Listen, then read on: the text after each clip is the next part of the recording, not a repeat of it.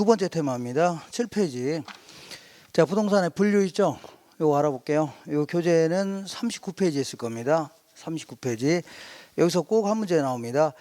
그 부동산에 분류해갖고 별표를 5개 쳐놨죠? 5개의 의미가 뭐냐면, 자, 별표를 5개 쳐놨다면요. 그 부분이, 자, 5년 기준으로 5번 나왔다. 5년 기준으로 뭐라고요? 5번. 그러면 매년 나온다는 얘기 나오죠? 그 얘기 하는 겁니다. 그러면 한 질문해 볼게요. 질문. 만약에 별표가 3개 쳐져 있다. 그러면 5년 기준으로 몇 번 나왔다는 얘기예요? 3번 나왔다는 얘기입니다. 만약에 1개 쳐져 있다. 그러면요. 잊을만 하면 한번 나온다는 얘기죠. 5년 기준으로. 예, 여러분 합격하면 이제 한 5년 있다 한번 나온다. 그런 얘기입니다. 이렇게. 자, 그리고 전 시간 했던 것 중에 하나만 더 살짝 좀 빼먹고 나갔는데, 자, 우리 농작물에 대해서 좀 알아볼게요. 농작물. 전 시간에 이거 하기 전에 잠깐만요.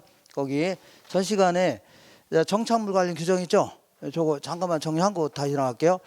여기서 말하는 농작물이라는 것은요, 매년 경작을 요하는 채소라든가 곡물 같은 거 있죠? 요걸 얘기합니다. 요걸 얘기해요. 요거는 그냥 암기하세요. 암기. 우리 민법에 따르면 얘도 부동산입니다. 뭐라 한다고요? 부동산. 그러니까 정착물로 간주합니다. 정착 간주하는데, 다만 요거는 그대로 이렇게만 기억하시면 돼요. 그대로. 원칙적으로는요. 독립성은 없다. 이렇게 합니다. 뭐는 없다고요? 독립성은 없다. 이렇게 하시면 돼요. 독립된 부동산은 아니라는 얘기죠. 다만 타인의 토지에다가 재배되고 있는 농작물 있죠. 농작물. 요거는요. 독립된 부동산을 관주합니다. 뭘 관주한다고요? 독립된 부동산. 자, 이거는 권한이 있건 없건 상관없습니다. 권한이 있건 없건 다 바라고요. 타인의 토지에다 재배하고 있는 농작물 있죠. 요거는 독립된 부동산을 관주한다. 이렇게 하시면 돼요. 독립된. 자, 그리고 요거는 참고입니다. 참고. 옛날에 한번 물어본 적이 있었는데, 경작 수확물이라고 있습니다. 경작 수확물. 이 곡식들은요, 곡물들은 낫으로 베어지는 순간 답을 하고 동산입니다.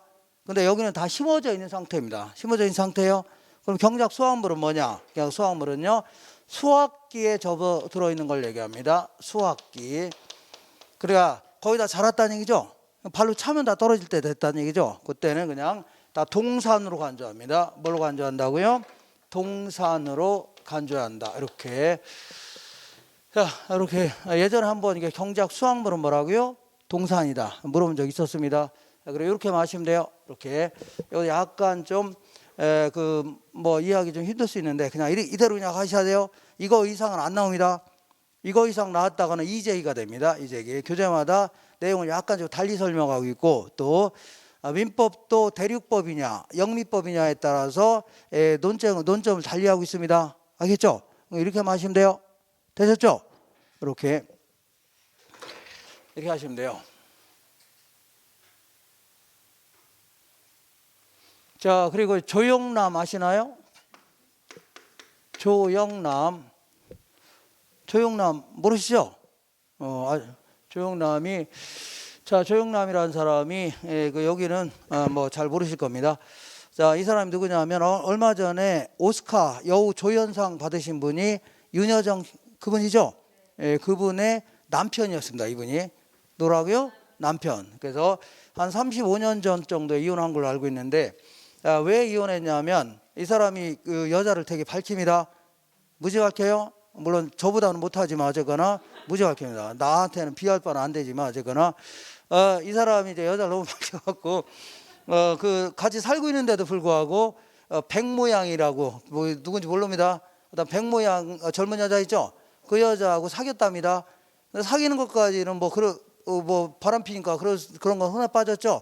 근데 문제는 윤여정이한테 와서 그분한테 같이 살자고 했대요. 그러니까 그 백모양하고 셋이 같이 살자고 했대요. 별 미친놈 다 보겠네.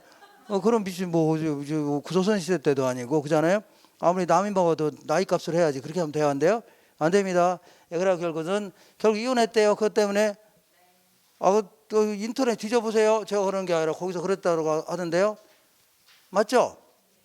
그러면 이제 이혼 당했으면 정신 차리고 좀 살고 해야 되지. 그 계속 또 엄청나게 여자 밝히는 거 아닙니까? 그리고 얼마 전에는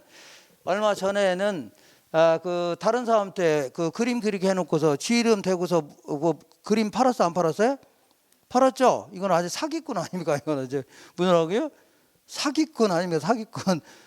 다른 사람한테 그림 그려갖고 자기 이름 붙여서 팔았다는 거 아닙니까? 지 명성 이용해서 그잖아요. 그래서 이런 사람들은요, 명작을 도용한 거 아닙니까?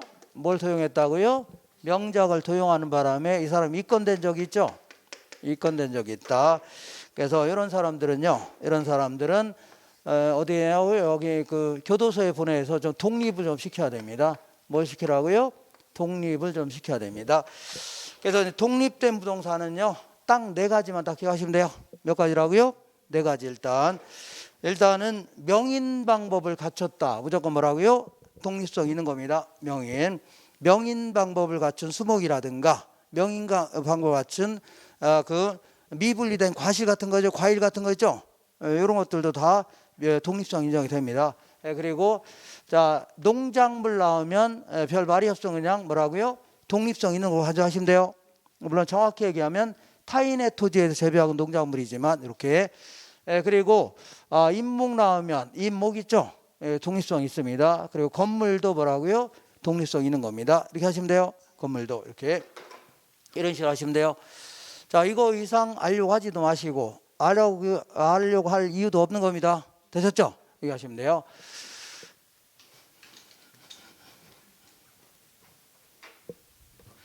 자, 지금부터 이제 2번째 테마인 부동산의 분류 알아보겠습니다. 7페이지입니다. 자, 부동산의 분류는요, 한 5년에 한 번꼴로, 몇 년에 한 번꼴이라고? 5년에 한 번꼴로 건물에 대해서 분류하는 거 있죠? 특히 이게 단독주택이냐, 공동주택이냐 물어봅니다. 그래서 여기서는요, 그 단독주택이냐, 공동주택 이것도 건축법과 주택법이 달리 표현합니다. 자, 그리고 간혹가다 어쩌다 5년에 한 번꼴로 이게 이제 지적법 아시나요? 지금 이제 공간정보의 구축 및 관리 등에 관한 법률을 바뀌었는데 거기에 따라 이게 지적법상 지목이냐 아니냐 이게 물어보기도 합니다. 근데 이런 것들은 해당 법이 있어요. 우리 공시법이라든가 공법 공부하죠.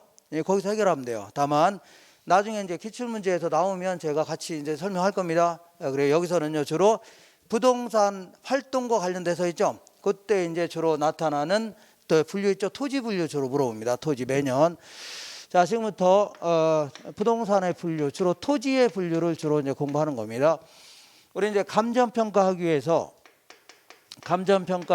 토지 유형을 크게 한 3가지 형태로 구분합니다. 이렇게 감정평가하기 위해서 대표적인 부동산 활동인데 감정평가하기 위해서 3가지 형태로 구분합니다. 잠깐만요. 이렇게. 그래서 맨 먼저 얘는요. 뭐냐면 택지지역이다. 자, 택지라는 것은요, 건물을 지을 수 있거나 지어져 있는 땅, 이걸 택지지역이라는 겁니다. 자, 이런 동네가 다 뭐라고요? 택지입니다. 예, 그리고 농지지역은요, 농사를 지을 수 있거나 지어져 있는 땅, 이런 걸요, 농지지역 해줍니다. 임지지역은요, 산림으로 이용되고는 산 같은 거 있죠? 이걸요, 임지지역, 이렇게 합니다. 자, 이런 식으로 분류하는 걸요, 대분류했다 해줍니다. 어떻게 분류했다고요? 대분류했다. 이걸 또다시 세세하게 분류하기도 합니다. 얘는 한 3가지 정도, 얘도 3가지, 얘는 한 2가지 정도 분류합니다. 자, 먼저 택지지역은요, 이 주거지역, 상업지역, 공업지역 이렇게 분류합니다. 자, 감정평가하기 위해서 요거는요, 전지지역, 답지지역, 과수원지역 이렇게 분류합니다. 그 다음에 임지지역은요, 재라는 게 뭐냐면 재료용, 그래 가구용 목재가치죠. 이러한 재료용으로 사용되는 나무들이죠. 이것들이 서식하는 산 이런 걸요 용재림 지역이라는 겁니다.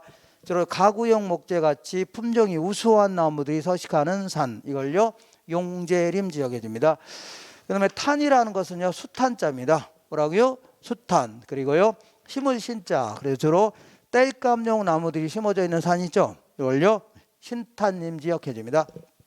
자, 이런 식으로 감정평가하기에서 이렇게 분류하는데, 자, 사람들은 가능하면 땅을 돈 되는 땅으로 바꾸고 싶어요? 돈이 안 되는 땅으로 바꾸고 싶어요? 돈이 되는 수익성이 높은 땅으로 바꾸고 싶죠. 그러니까 내가 산을 갖고 있다. 그럼 산에다가 나무를 심게 되면 한 30년은 키워야 그때서 팔 수 있는 거죠. 그럼 사람이 살면 얼마나 산다고 30년 기다렸다가 팔고 그러면 그렇죠. 만약에 이거를 농지로 바꿀 수만 있다면, 농사 짓게 되면 매년 돈 들어오죠. 이게 훨씬 낫다는 얘기입니다. 그죠? 근데 만약에 농지를 택지로 바꿀 수만 있다면 그때는요, 건물 지어서 임대하게 되면 매달 돈 들어오죠. 비싸게 또 팔 수 있는 거 아닙니까? 훨씬 수익성이 좋을 거 아닙니까? 그러니까 사람들은요, 가능하면 임지를 농지로, 농지를 택지로, 임지를 택지로 바꾸려고 하죠. 물론 거꾸로 되는 경우도 있을 수는 있지만 일반적으로는 임지가 농지로, 농지가 택지로, 임지가 택지로 바뀌는 게 일반적일 겁니다. 이런 식으로 대분류 상호 간에, 이렇게 대분류 상호 간에 전환 중에 있다. 대분류 상호 간에 전환 중에 있는 땅을요, 후보지 이렇게 표현합니다. 무슨 땅이라고요? 후보지. 얘는 바뀌는 과정에 있는 땅을 얘기하는 겁니다. 이미 바뀐 땅이 아닙니다. 예를 들어서 어떤 농지가 있는데 여기다가 이제 도시를 만들려고 합니다. 그러면 도시를 만들려면 여기다 곧바로 건물 지으면 돼요, 안 돼요? 안 되고 건물을 지을 수 있는 땅으로 바꿔놔야 되죠. 소위 이제 택지 조성공사한다, 아니면요 기반시설 공사한다 하십니다. 그래서 도로 같은 거 좀 깔아야 되고, 그다음에 상수도 하수도 이런 거 다 해야 돼, 안 해야 돼요? 해야 돼요. 전기라든가 가스 다 집어넣어야 되죠. 학교 부지 이런 건 남겨놔야 되고, 공원부지도 남겨놔야 되죠. 그런 다음에 더 건물 지어야 되죠.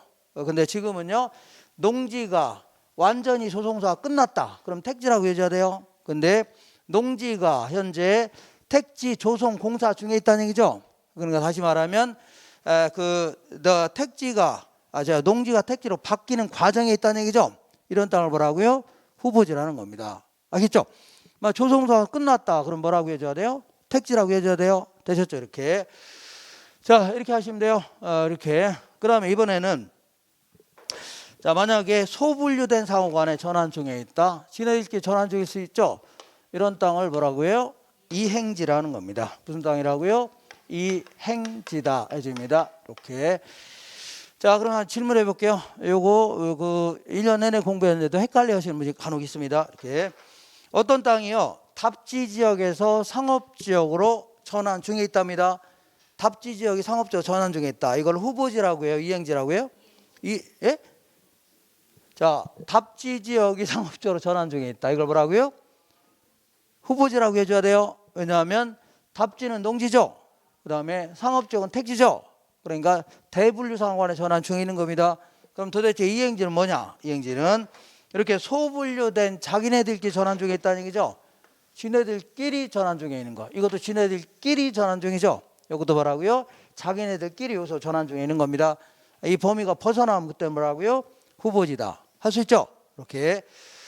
자, 그래서 이제 문제 풀다 보면 후보지 하면 이렇게 항상 이렇게 주어집니다. 어떻게 주어지면 용도지역 상호간에 이런 표현이 주어집니다. 용도지역 어떻다고요? 상호간에 이런 표현이 주어져요. 그 다음에 이행지는요, 이렇게 주어집니다. 용도지역 내에서 이런 식으로 용도지역 내에서 혹은 안에서 이런 표현 나와요. 이렇게. 자, 그러니까 상호간에 이렇게 표현하면 뭐라고요? 후보지 해주면 돼요. 되셨죠? 이렇게. 나는 그래도 헷갈린다. 그럴 경우는요, 이렇게. 자, 이 연말에 가면은 대종상 수상해야 하네요. 대종상 후보가 몇 명 나오죠? 거기서 이제 한 명 대종상을 줄 거 아닙니까? 그래서 일단 여기 보시면, 자, 후보지는 항상 대분류 상호간에 전환 중에 있는 겁니다. 후보지는요, 대분류 상호간에 전환 중에 있다. 이걸요, 대종상 후보. 기억할 수 있죠? 이렇게. 그러니까 후보지는 뭐라고요? 대분류된 상호 안에 전환 중에 있는 겁니다. 이렇게 하시면 돼요. 자, 이번에는 자, 이 택지 부분을 조금 더 자세히 알아볼게요. 우리가 아무래도 중개활동은 주로 이제 택지를 가지고 많이 할 거겠죠. 농지 같은 것보다는 택지를 많이 이제 중개활동 할 겁니다. 자, 이 택지라는 것은요, 요 근처에 있는 땅을 택지라는 거죠. 건물을 지을 수 있거나 지어져 있는 땅 아닙니까? 택지라는 거죠. 근데 요 근처에 다 택지 아닙니까? 다 택지인데 아무리 택지라 하더라도 이 도로 위에다 건물 지을 수 있나요? 도로 위에다 건물 지을 수 없는 거죠. 저기 호평역에 철로가 있는데 그 철로에다 건물 지을 수 있어 없어요? 없잖아요. 그리고 여기 하천 있나요? 저 하천 밑에 하천에다 건물 지을 수 있어 없어요? 없죠. 그러니까 때로는 아무리 이제 택지를 하더라도 사이사이에 건물을 못 짓는 땅도 있어 없어요? 이쪽으로도 포괄적인 용어를 얘기할 필요가 있죠. 그래서 이렇게 볼게요. 어떤 땅이 있는데 현재 주거용지, 상업용지랍니다. 주택이나 상가로 이용되고 있거나 이용될 예정인 땅이죠. 이런 땅을 뭐라고 하냐면 지목이 되다 해줍니다. 지목이 뭐라고요? 되다. 자, 요거는요, 우리 옛날엔 지적법이었는데 지금은요, 공간정보의 구축 및 관리 등에 관한 법률 있죠? 말 더럽게 기네요. 어쨌거나 이 법에 따라서 대한민국에 있는 모든 땅들은요, 주된 용도에 따라서 28개의 지목으로 구분해서 관리하고 있습니다. 이때 지목이 주거용지 상업용지를 대라고 하는 겁니다. 그러면 공장을 지었을 거나 공장이 지어져 있는 땅 있죠? 요거는 장이라는 제목이 따로 있어요. 자, 이렇게 하시면 돼요. 자, 요거는요, 어디서 나온 용어라고요? 공간정보의 구축 및 관리 등에 관한 법, 여기서 나오는 겁니다. 자, 그럼 요거보다 조금 더 넓은 개념이, 조금이 아니라 많이 넓은데, 넓은 개념이 주거용지, 상업용지뿐만 아니라 공장으로 이용되거나 이용될 예정인 땅 있죠? 이런 땅까지 합쳐서 요걸 뭐라고 하냐면 택지라고 하는 겁니다. 택지. 근데 이 택지는요, 우리 감정평가에서 나오는 용어입니다. 감정평가. 근데 나중에 이제 건축법을 공부하시다 보면 일개 토지로서 건물 지을 수 있는 땅 있죠? 그냥 대지라는 표현 씁니다. 대지다 이렇게. 그러니까 택지와 대지는 똑같은 거예요. 다만 택지는 감정평가에서 나온 용어고 대지는요 건축법상 용어라는 얘기죠. 그런 차이가 있는 겁니다. 근데 요거보다 훨씬 더 넓은 개념이 뭐냐면 현재 주거용지, 상업용지, 공업용지뿐만 아니라 여기다가 철로로 이용되고 있거나 도로로 이용되고 있거나 하천으로 이용되고 있다는 얘기죠. 그러면 이런 땅에다 건물을 못 짓는 거죠. 그러니까 건물을 지을 수 있는 땅뿐만 아니라 건물을 못 짓는 땅 있죠. 모조리 합쳐서 이걸 뭐라고 하냐면 이거를 부지라는 용어 씁니다. 부지. 알겠죠? 다 부지라고 해요. 다 싸잡아서 부지라고 할 수 있죠. 그러니까 이렇게 하시면 돼요. 자, 물론 농지도 농업 부지라는 용어 쓸 수 있지만 지금은요 택지 부분만 이렇게 구분할 수 있다는 얘기죠. 아시면 돼요. 그러면 이거를요 다른 형태로 한번 설명해 볼게요. 또 다른 형태로 이렇게 해볼게요. 그 밑에 볼게요. 자, 나지가 있고 나지라는 게 있고 건부지라는 게 있습니다. 그 다음에요 공지 이렇게 나올 수가 있겠네요. 나지, 건부지, 공지다. 자, 나지라는 것은요 토지 이후에 건축물이 없는 땅을 얘기합니다. 자, 건부지는요 토지 이후에 건축물이 있는 땅 있죠. 이걸 얘기합니다. 근데 여기서 좀 조심할 거는 이거 자세히 물어보진 않지만 여기서 말하는 건축물은 아까 우리 그 토지 이후에 정착물 있죠. 그냥 건물뿐만 아니라 나머지 정착물 다 포함하는 겁니다. 건물뿐만 아니라 나머지 정착물 다 포함해서 여기서 건축물이라는 표현 쓰는 겁니다. 여기서는 되셨죠? 여기서는 예를 들어서 어떤 땅 위에 육교가 설치되어 있다. 그러면 이것도 뭐라고요? 건부지입니다. 건부지예요. 만약에 어떤 땅에 도로가 포장되어 있다. 이것도 뭐라고요? 건부지예요. 알겠죠? 그럼 도대체 나지는 뭐냐? 나지는 아무것도 설치되어 있지 않은 그 흙으로 된 빈 땅 있죠? 이걸 얘기합니다. 흙으로 된 뭐라고요? 빈 땅. 이걸 나지라는 겁니다. 근데 우리가 일반적으로 얘기할 때는요. 건축물이 없는 땅을 나지, 건축물이 있는 땅을 뭐라고요? 건부지 이렇게 얘기합니다.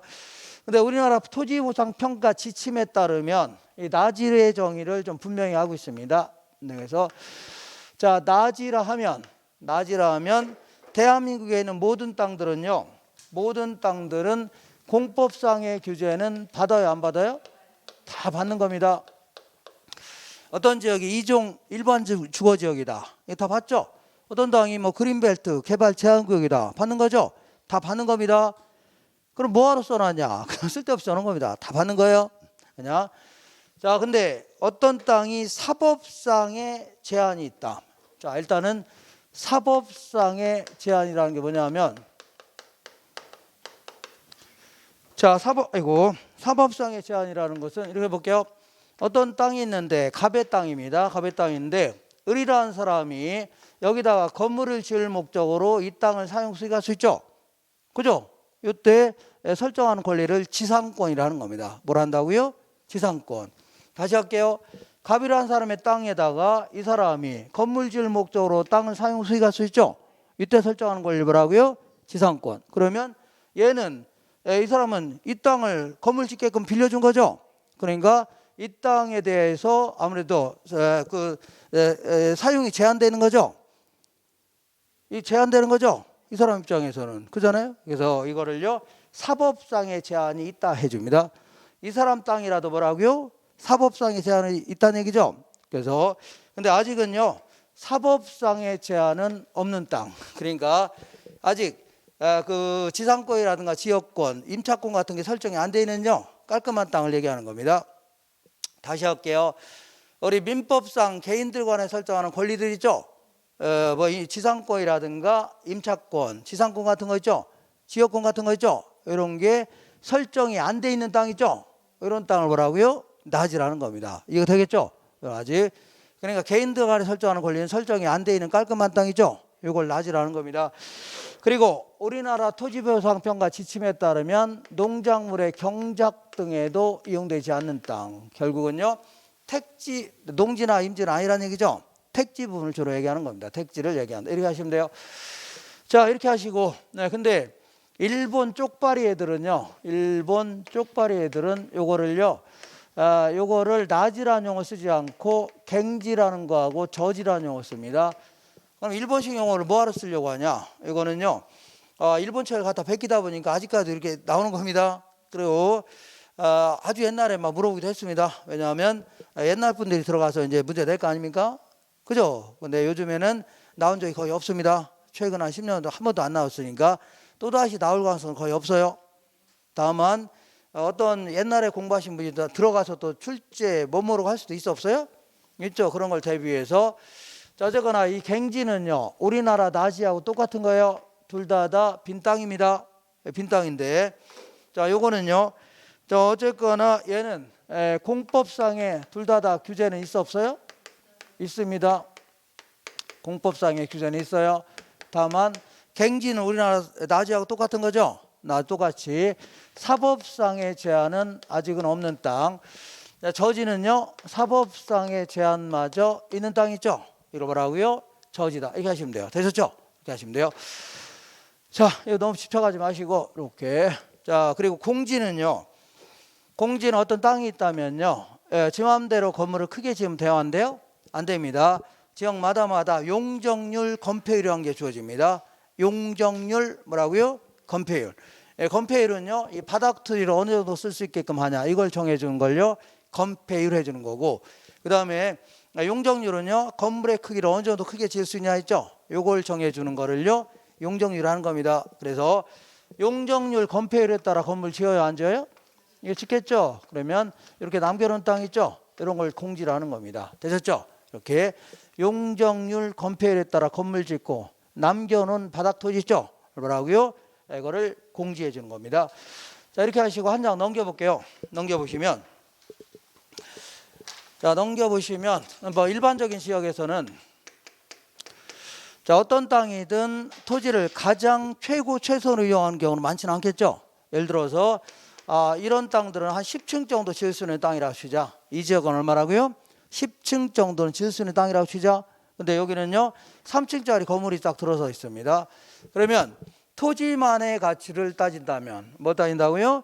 토지만의 가치를 따진다면 이걸 낮이라고 건부지라고 하죠. 그죠? 낮이고 얘는 뭐라고요? 건부지. 그러면 토지만의 가치를 따진다면 낮이가 더 비쌉니다.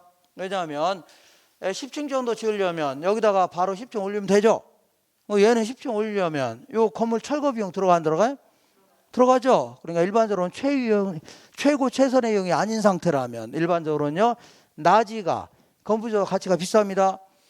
예를 들어서 간단히 한다면 내가 여기다가 10층, 20층짜리 건물 지으려고 하는데 5층짜리 막 아주 50년 된 건물이 있다는 얘기죠.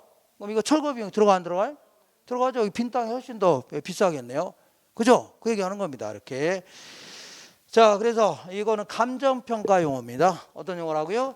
감정평가상 용어인데 이때는요, 이 건부지에 대해서는 가치를 감액을 시켜야 됩니다. 이걸요, 건부감가라는 표현을 씁니다. 뭐라 한다고요? 건부감가다 해줍니다. 근데 이제 그린벨트 지역이다, 이렇게 토지용 규제가 극심한 지역 있죠? 건물도 못 짓게 하는 지역 아닙니까? 이런 지역에서는요, 이거는 낮이고 요거는요 모텔 같은 게 들어서 있다, 이런 걸 건부지 아닙니까? 맞죠? 이렇게 하도 들어서니까 그 개발 제한시킨 거죠. 그러면 이때는요 오히려 이 건물이 들어서 있는 땅이 훨씬 더 비쌉니다. 뭐라고요? 훨씬. 왜냐하면 이런 땅 구입해봐야 쓸모가 있어 없어요? 건물도 못 짓게 하는 거죠. 그러니까 모텔 사업하는 사람들이 기존에 있는 모텔을 막 서로 구입하려고 할 겁니다. 그리고 새롭게 모텔 지을 수도 없는 거죠. 그러니까 기존의 모텔이 훨씬 더 비싸게 거래될 수밖에 없어요. 되셨죠? 그러니까 땅도 훨씬 더 비싸게 거래됩니다. 때는 증축도 하고 막 이러니까. 그래서 감정평가할 때는요, 건부지에 대해서는 증액을 시켜야 돼요. 이걸요, 건부 증가다 해줍니다. 뭐 증가라고요? 건부 증가다 해주면 돼요. 자, 나머지 또 알아볼게요. 나머지 뭐 다들 아시겠지만 대지가 있고 이제 맹지라는 게 있습니다. 자, 볼게요. 맹지라는 것은요, 다들 아시겠지만 이쪽으로 볼게요. 토지 후에 도로에 접하면이 없는 땅을 뭐라고요? 맹지라는 겁니다. 자, 맹지 상태에서는 건물 지어봐야 허가 나야 안 나요? 안 납니다. 그렇기 때문에 나가는 통로를 확보해야 되는데, 자, 통로를 확보하는 방법은 몇 가지가 있습니다. 민법상. 다만 이렇게 할 수 있어요. 여기도 땅의 소유자가 있어 없어요? 있죠. 이 땅의 소유자하고 이만큼 정도는 통행 좀 하자고 돈 한 1년이면 1년 하면 돈 줄 수 있죠. 이걸 지역권 설정한다 해줍니다. 뭐라고요? 지역권 설정하면서 통행로를 확보할 수 있는 거죠. 그렇게 할 수 있지만 이 사람이 돈이 많은 사람이다. 그러면 이 땅 아예 사들일 수도 있어 없어요? 있죠. 그러면 땅 모양이 어떻게 돼 있어요? 이렇게 생겼죠. 이런 땅이죠. 이런 땅도 이것도 대지라는 용어를 쓰는데 한문이 다릅니다. 한문. 그래서 나중에 문제 나오면 한문이 주어집니다. 주어져요. 자, 이것도 대지는 대지인데 이렇게 씁니다. 이거를 자루 모양 대자다. 뭐라고요? 마치 자루 모양처럼 생겼다는 얘기죠. 그래서 우리 수업 끝나고 나서 집에 가다가 대문 있으면 대문에서 안으로 쑥 들어가서 안에 집 있는 거 있죠? 이런 거 뭐라고요? 대지다 해주면 돼요. 되셨죠? 대지. 그 다음에 그 밑에 뭐가 있냐면 필지가 있고 획지가 있네요. 이렇게 보겠습니다. 이런 식으로. 자, 요거는요 필지, 요거는요 획지 해줍니다. 획지. 다들 아시겠지만 필지는요 어디 이제 등기법이라든가 뭐 공간정보의 구축 요 관련된 법 있죠. 여기서 이제 주로 나오는 용어입니다. 요거는요 감정평가에서 나오는 용어입니다. 감정평가. 자, 필지는요 어떤 사람이 이만한 땅을 갖고 있다 그러면 하나의 필지를 갖고 있는 겁니다. 어떤 사람이 이만한 필지 땅을 갖고 있다는 얘기죠. 이것도 뭐라고요? 하나의 필지를 갖고 있는 겁니다. 어떤 사람은 이렇게 생긴 땅을 갖고 있다는 얘기죠. 이것도요 하나의 필지를 갖고 있는 거예요. 그래서 필지는요 그 면적 단위가 아닙니다. 면적이 클 수도 있고 작을 수도 있죠. 이거는 면적 단위가 아니라 네 거냐 내 거냐 누구 소유자를 구분하는 단위입니다. 네 거냐 내 거냐 제 거냐를 구분하는 단위라는 얘기죠. 그래서 필지별로 지번이 부여됩니다. 필지별로 뭐가 부여된다고요? 지번. 그래서 종래의 지번은요 이렇게 보합니다. 자, 이걸 북서쪽이고 동남쪽이죠. 사선을 그려가면서 57번지, 58번지, 59번지 이런 식으로 자, 이 소유자 자, 필지별로 지번이 부여되죠. 맞죠? 이렇게. 물론 요즘에는 도로에 따라서 이제 새롭게 이제 부여하는데 지금은 이제 같이 쓰고 있습니다. 종전의 지번하고 도로명 지번하고 같이 써요. 근데 언젠가는 요 종전 지번 없어질 겁니다. 이렇게. 자, 어쨌거나 만약에 58번지 소유자가 이 땅을 누구한테 팔 수도 있어요. 일부를 팔 수도 있죠. 그럼 이때는 58-1 이런 식으로 해서 본번, 부번 이렇게 가는 겁니다. 이런 식으로 소유자별로, 소유자 땅별로 지번이 부여되는 겁니다. 되셨죠? 이렇게 하시면 돼요. 자, 그러니까 얘는요 소유권을 구분하게 다집니다. 네 거냐 내 거냐 걔 거냐를 구분하는 단위라는 얘기죠. 하시면 돼요.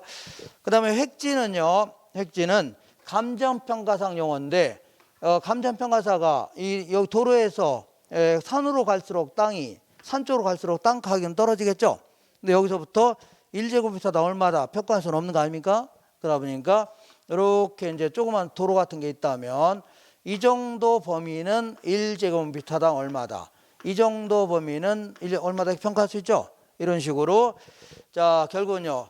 자 감정평가하기 위해서 뭐라고요? 감정평가하기 위해서 가격대가 비슷한 걸 잘라놓은 거 있죠. 이걸 뭐라고요?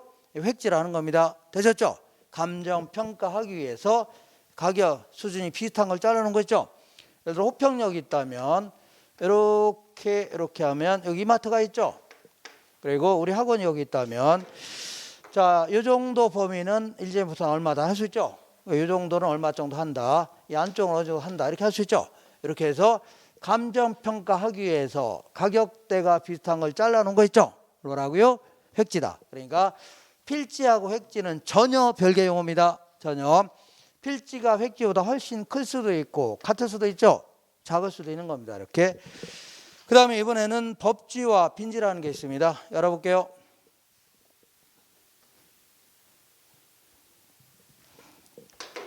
자, 여기 뭐가 있냐면 어떤 사람이 이렇게 해서 여기다 집을 딱 짓고 살고 있습니다. 이렇게.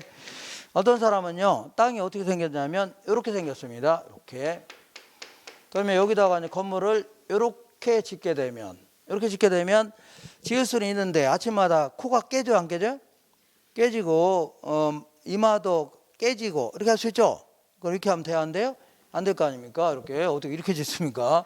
그래서 지가 무슨 피사의 사탑을 뭐 짓고 있나? 자, 그래서 여기다 이렇게 정지 작업한 다음에 여기다 이제 건물 이렇게 지어야 되겠죠. 요때 요 땅 볼게요. 요 땅 요런 거는요 건물 같은 거는 못 짓고 축대 같은 거 쌓아야 돼요. 뭘 쌓아야 된다고요? 축대 같은 거 쌓는 땅 있죠. 이런 땅을요 법지 이렇게 해야 합니다. 문땅이라고요. 법지. 자, 일단 법지기 때문에 법으로는 소유권이 있습니다. 법으로 하고요 소유권이 있어요. 다만 얘는 뭐 활용실은 거의 없죠. 그래도 어떻게 건물도 못 짓잖아요. 이렇게 질 수 없다겠죠. 그러니까 결국 축대 같은 거 쌓을 수밖에 없는 땅, 이런 땅을요 법지라는 겁니다. 되셨죠? 법으로는 소유권이 있습니다. 자, 나중에 이제 지적공부소관청에서 지적도라는 걸 작성합니다. 뭘 작성해요? 지적도 작성한 다음에 거기서부터 시작해서 소유권을 부여하겠다는 얘기죠. 이때 지적공부소관청에서 이런 땅은요, 여기서 한번 요 아래쪽 있죠? 한번 자릅니다. 뭐라고요? 잘라서 소유권을 부여하겠다. 이거 한번 잘라서 소유권을 부여하는 거죠. 그러니까 이 땅은 누구 소유냐면 윗집 소유입니다. 누구 소유라고요? 윗집 소유. 이렇게 하시면 돼요. 자, 그 다음에 이번에는 이 바다가 이렇게 있다면 바닷물이 최대한 이렇게 밀려왔을 때, 자, 최대한 밀려왔을 때 요거를요 최고 만조 수위선이라는 겁니다. 최고 뭐라고요? 만조. 물이 꽉 찼다는 얘기죠. 그러면 여기서부터 곧바로 소유권을 갑의 소유다 이렇게 부여했다가는 나중에 문제가 생길 수 있습니다. 왜냐하면 지구 환경이며 변하면서 바닷물이 막 올라오고 있거든요. 올라오고 있어요. 그래서 나중에는 막 올라갈 수도 있죠. 그렇기 때문에 자, 지금 제가 이제 부산 쪽에도 강의하는데 부산 분들이 거의 100% 절 어렸을 때는 해운대 백사장이 굉장히 넓었대요. 진짜예요. 근데 지금 되게 좁아졌대요. 왜냐하면 물이 올라와서 그래요. 물이 올라와서 그렇습니다. 이렇게. 자, 그렇기 때문에 곧바로 소유권을 부여하기보다는 일정 거리를 띱니다. 뛴 다음에 여기서부터 이제 지적 공부를 작성해서 소유권을 부여합니다. 갑의 소유다 이런 식으로. 자, 그래서 여기까지 이제 지적 공부에 등록이 돼 있겠죠. 지적 공부는 이제 지적도라든가 임야도, 토지, 대장 이런 걸 얘기하는 겁니다. 이렇게 해서 그러면 요 땅 볼게요. 요 땅, 요 땅, 여기 요 땅 있죠. 요거는 아직 소유권이 있어 없어요? 소유권 없죠. 소유권이 없다는 건 국가 소유라는 얘기입니다. 그러니까 이걸 소유권이 비어 있다 해서 뭐라고요? 빈지라는 겁니다. 소유권이 뭐라 비어 있죠.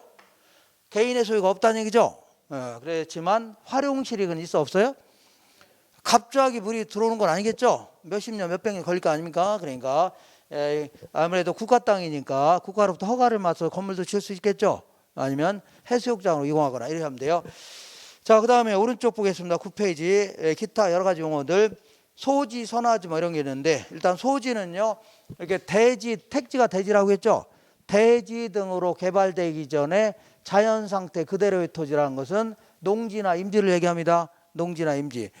자, 개발이라는 것은요 일단 철근 콘크리트가 들어가야 개발이죠. 아직 개발되기 전에 자연 그대로의 토지를 얘기합니다. 그다음에 선화지는 고압선 아래의 토지인데 아무래도 고압선 때문에 건물을 그 이상 못 올리는 거죠. 그리고 아무래도 고압선 때문에 좀 섬뜩하네요. 자꾸 걔가 막 땡기는 것 같고. 그래서 선화지에 대해서는 가치를 좀 감액을 시켜야 되겠네요.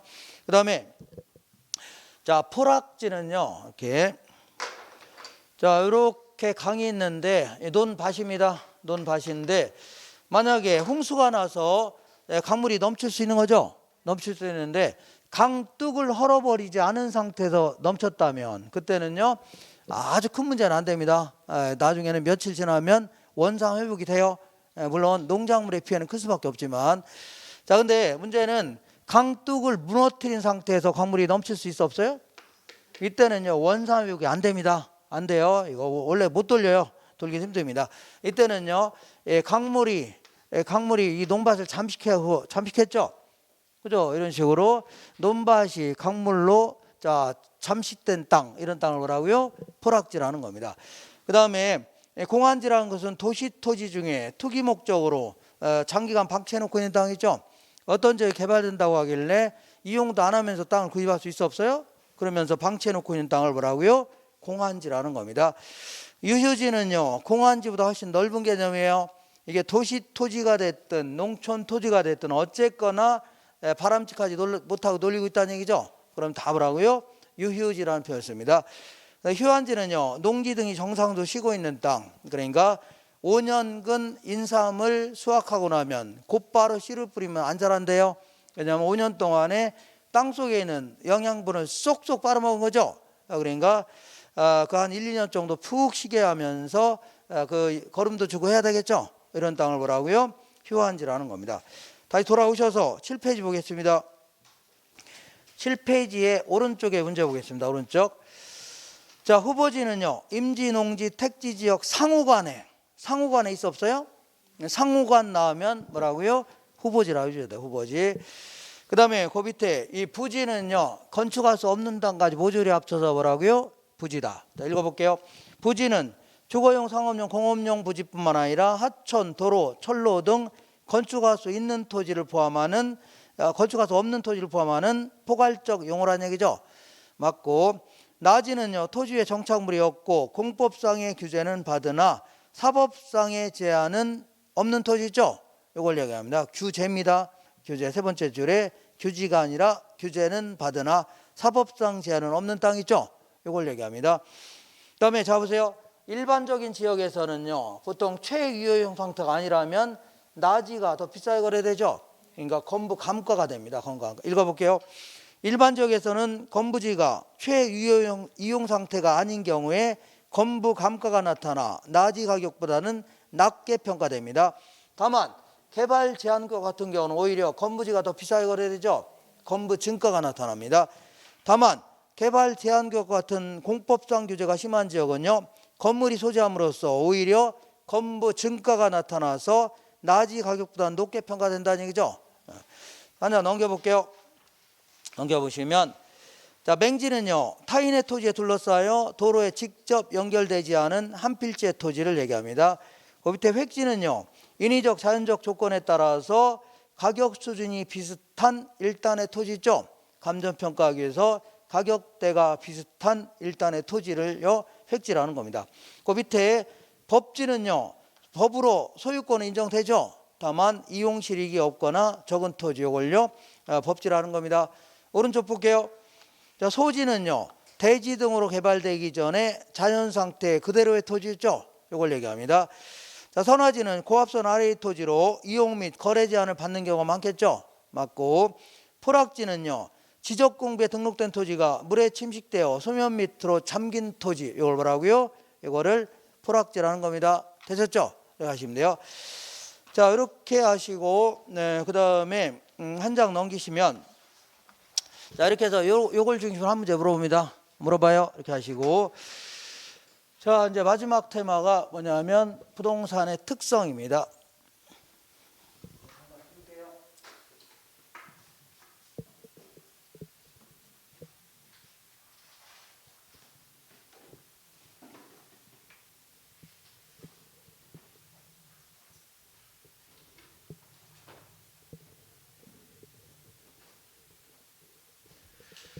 자, 이 부동산의 특성에서도 뭐 속성 이거 합쳐서 이제 한 문제 정도 물어보는데, 자, 부동산의 특성 아까는요 부동산 하면 토지와 정착물 이렇게 하면서 뭐 지저분하게 얘기했는데, 자, 지금은요 특성을 얘기할 때는 일반적으로 그러니까 부동산 하면 토지와 건물을 주로 얘기합니다. 토지와 주로 뭘 얘기한다고요?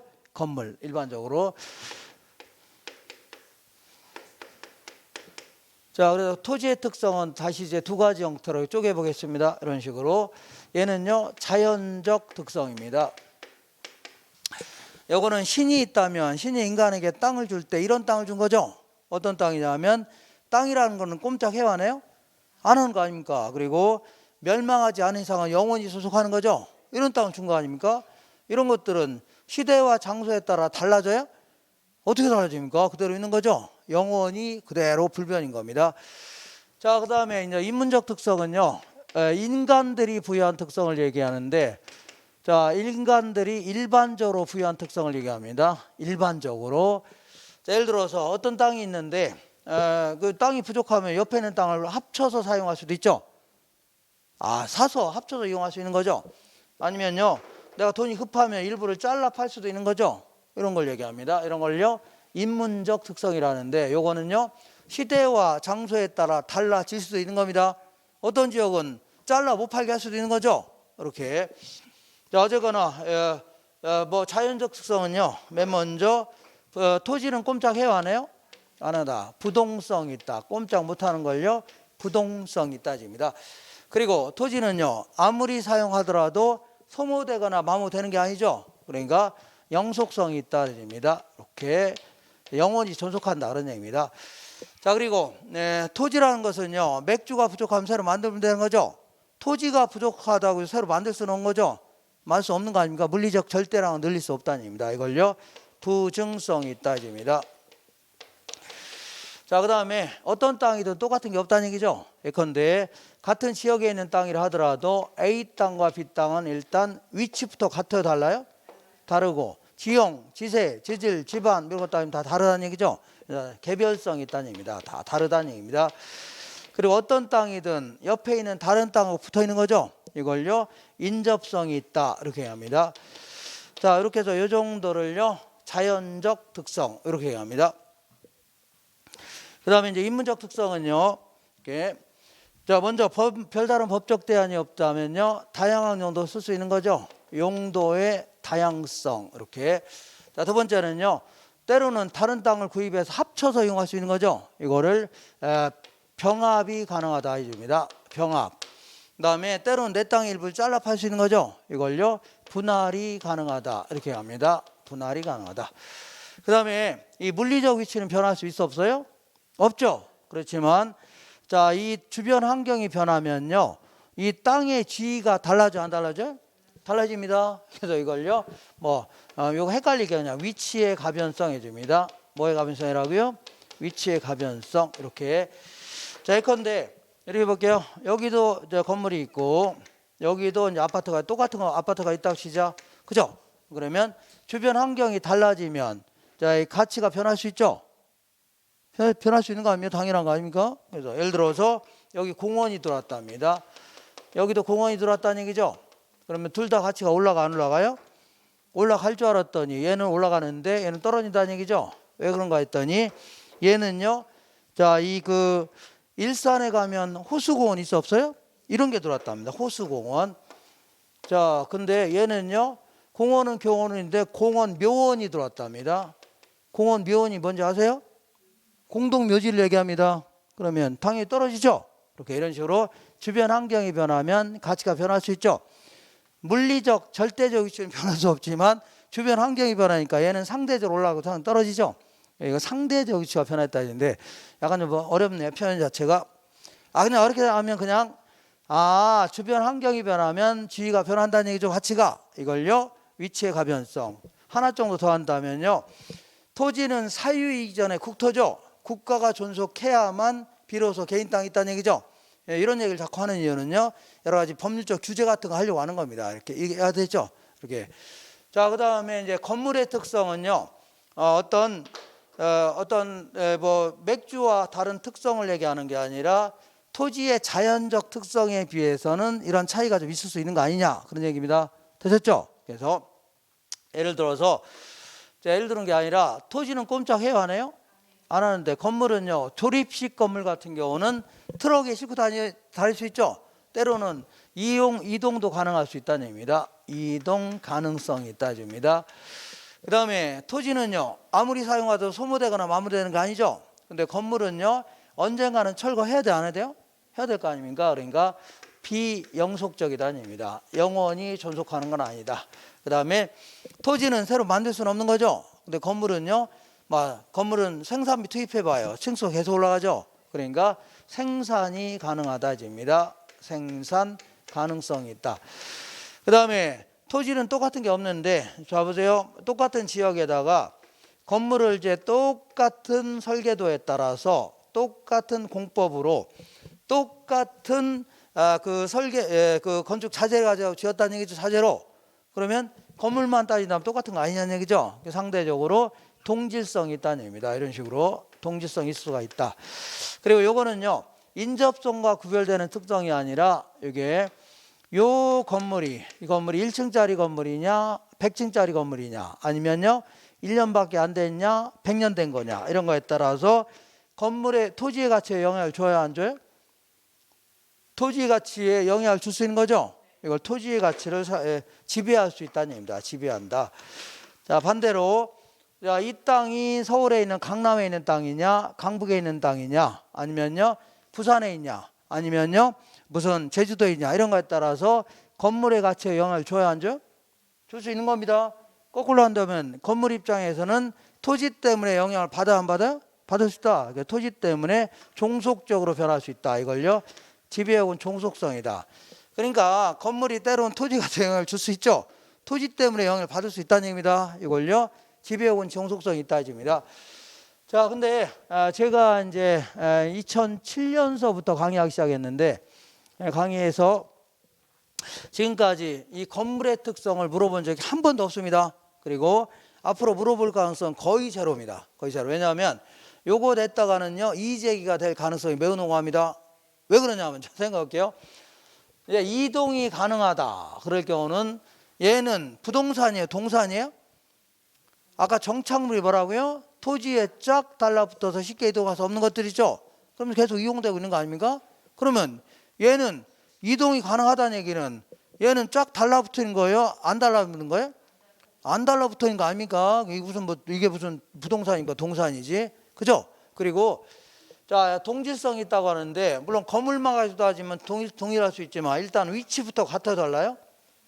위치부터 다르죠? 다른 부동산이에요. 다른 데 있는 거 아닙니까?